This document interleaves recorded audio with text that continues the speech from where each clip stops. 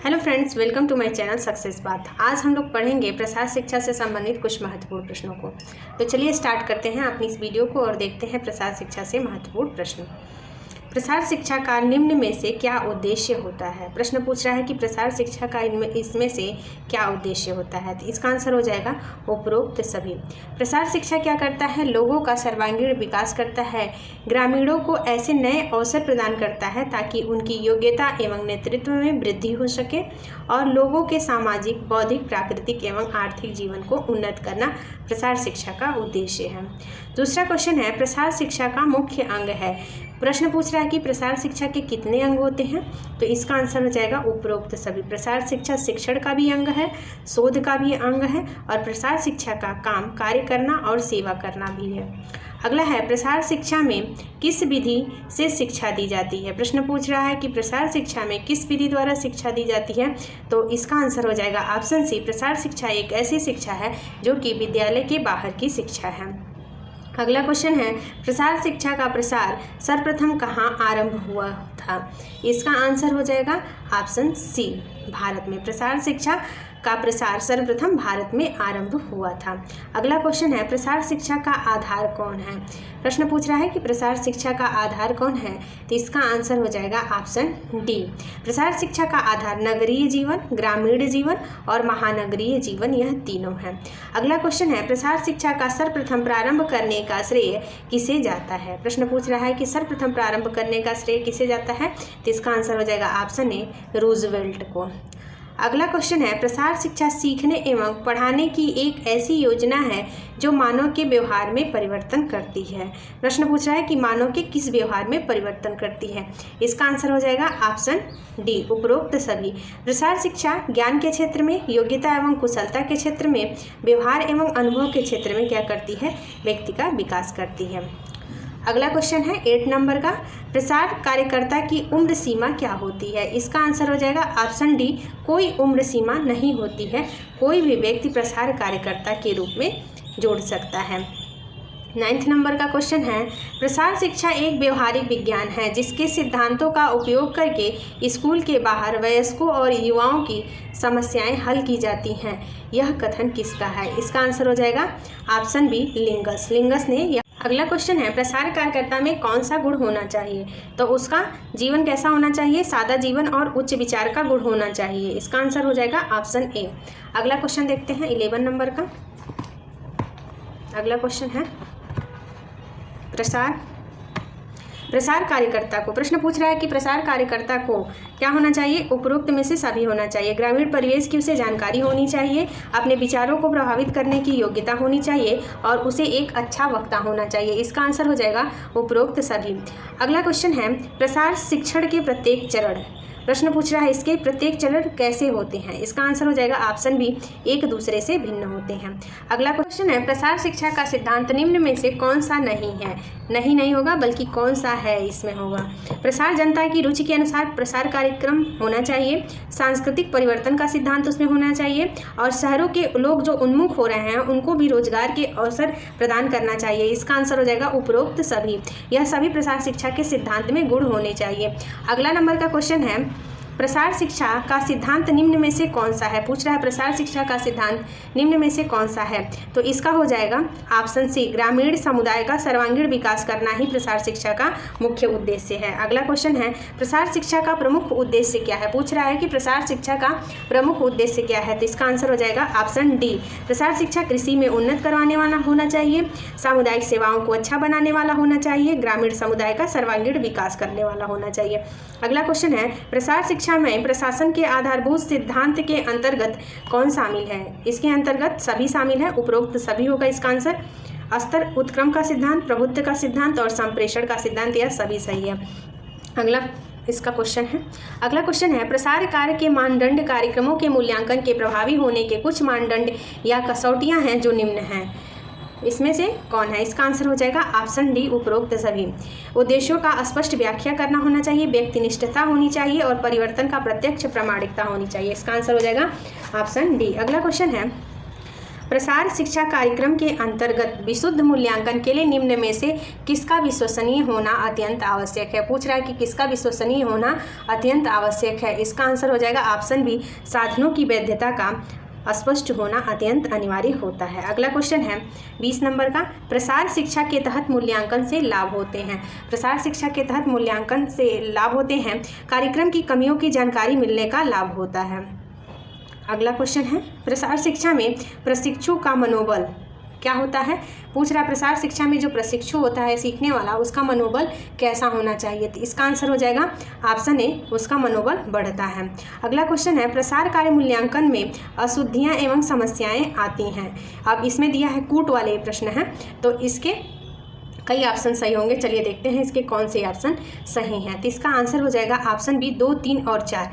इसका ऑप्शन हो जाएगा मनोवृत्ति परिवर्तन, मानव व्यवहार और व्यवस्थित आंकड़े, ये तीनों सही होंगे। और कूट को हम जब लगाएंगे तो इसका आंसर हो जाएगा ऑप्शन बी, 2, 3 और 4।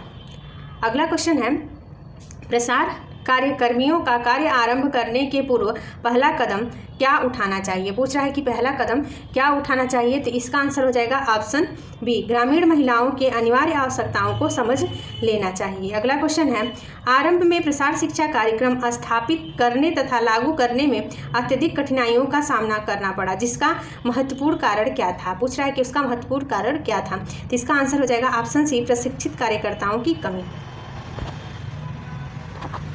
शिक्षा की भूमिका हेतु निम्न कार्यों पर विचार कीजिए।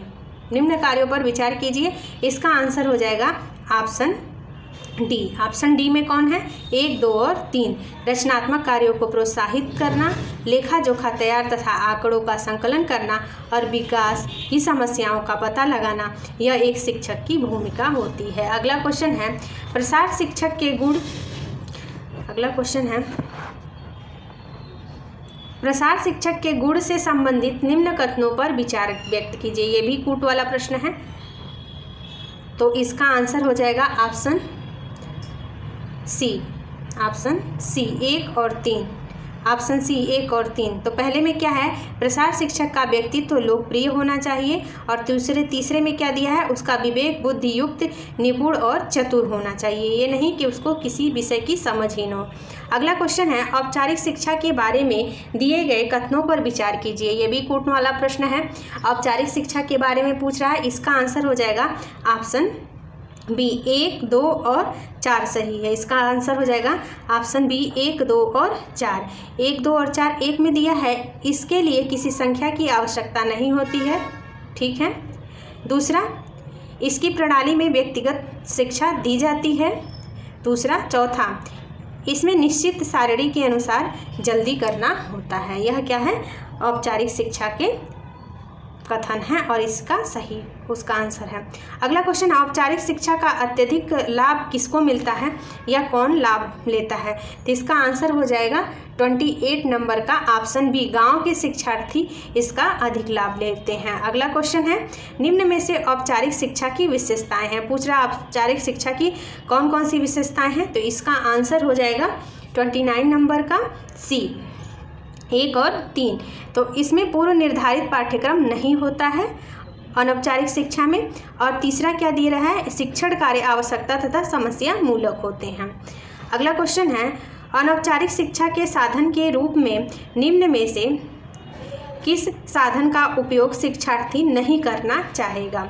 तो इसका आंसर हो जाएगा ऑप्शन डी, वर्गीकृत पाठ्यक्रम को वह उसमें शामिल नहीं करना चाहेगा। इसका आंसर हो जाएगा ऑप्शन डी। अगला क्वेश्चन है 31 नंबर का, निम्न में से कौन से विकल्प औपचारिक शिक्षा के लिए आवश्यक हैं। इसका आंसर हो जाएगा ऑप्शन ए, 1, 2 और 3। विद्यालय 1 में, 2 में पाठ्यक्रम और 3 में समय सारणी। 3 में समय सारणी।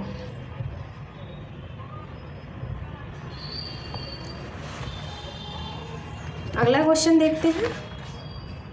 अगला क्वेश्चन है, प्रसार कार्यकर्ता के रूप में गृह विज्ञान शिक्षिका के गुण निम्न में से होने चाहिए। पूछ रहा है प्रसार कार्यकर्ता के रूप में एक गृह विज्ञान की शिक्षिका का कैसा गुण होना चाहिए? इसका आंसर हो जाएगा ऑप्शन सी 1, 3 और 4। 1, 3 और 4 में हमारे क्या क्या लिखे हैं, चलिए पढ़ते हैं। पहले में लिखा है जिस परिवारों में गृहिणी को वे शिक्षा देंगी उनकी समस्याओं तथा सांस्कृतिक पृष्ठभूमि से उन्हें परिचित होना चाहिए। जिसमें वो देंगी शिक्षा उससे क्या होना चाहिए, परिचित होना चाहिए। तीसरा दे रहा है उसे ईमानदार, कर्तव्यनिष्ठ और परिश्रमी होना चाहिए। और अगला दे रहा है उसमें महिलाओं के विकास हेतु भावी योजनाओं के कार्यक्रम बनाने की दूरदर्शिता होनी चाहिए। दूरदर्शिता मतलब दूर की सोच करने वाला, ये नहीं कि उनमें रूढ़िवादिता हो। अगला क्वेश्चन है प्रसार शिक्षा के दार्शनिक आधार पर निम्न कथनों पर विचार कीजिए। अगला क्वेश्चन का आंसर हो जाएगा ऑप्शन सी में 1 और 3 दो सही है। तो 1 और 3 में क्या दिया है, प्रसार शिक्षा देख करके और करके रुचि जागृत की जाती है। देख करके और करके रुचि जागृत की जाती है। और तीसरे में दिया है यह जन सामान्य को जन सामान्य द्वारा जन सामान्य के लिए विकास करती है। अगला क्वेश्चन है, अगले क्वेश्चन को देखते हैं। प्रसार शिक्षा के सिद्धांत के अनुसार गृह विज्ञान शिक्षिका को एक प्रसार कार्यकर्ता के रूप में निम्न कार्य करने चाहिए। इसका आंसर हो जाएगा ऑप्शन डी में क्या हो जाएगा, ये सभी। कार्यक्रम परिवार के स्थानीय परिस्थितियों के अनुरूप होना चाहिए। कार्य को इस प्रकार बनाया जाए कि अधिकांश गृहिणियों का लाभ मिल सके, लाभ प्राप्त कर सके। कार्यक्रम गृहिणियों की समझ और कौशल के स्तर पर विकास करना चाहिए। कार्यक्रम का प्रारंभ गृहिणी की सरलतम समस्या से किया जाना चाहिए। अगला क्वेश्चन है प्रसार शिक्षा का आयोजन करते समय निम्न में से किन विशिष्टताओं को ध्यान में रखना चाहिए? इसका आंसर हो जाएगा ऑप्शन डी 1, 2 और 3। सहभागिता का ध्यान देना चाहिए, दूसरा वास्तविकता का ध्यान देना चाहिए और तीसरा अनुभव पर आधारित कार्यक्रम होने चाहिए। लास्ट क्वेश्चन है प्रसार शिक्षा हेतु प्रयोग में लाई जाने वाली पद्धतियों को निम्न वर्गों में वर्गीकृत किया जा सकता है। इसका आंसर हो जाएगा ये सभी। सुनने और लिखने संबंधी पद्धतियाँ, 100 प्रयास द्वारा सीखने संबंधी पद्धतियाँ और क्रिया प्रधान पद्धति और मिश्रित पद्धति, ये सभी क्या होना चाहिए, प्रसार शिक्षा हेतु प्रयोग में लाई जाने वाली पद्धतियों का वर्गीकृत किया गया है।